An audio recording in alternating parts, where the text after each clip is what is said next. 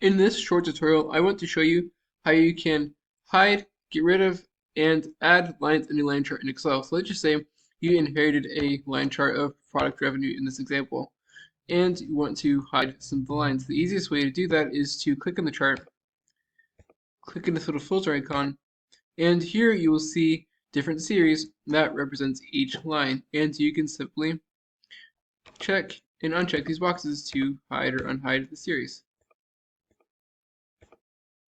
Apply.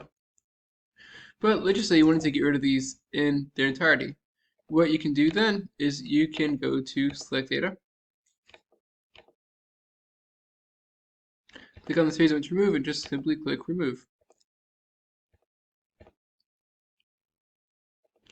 Now they're no longer there. Let's just say now you wanted to go back and add one of the series, so you can have the line be back in your chart.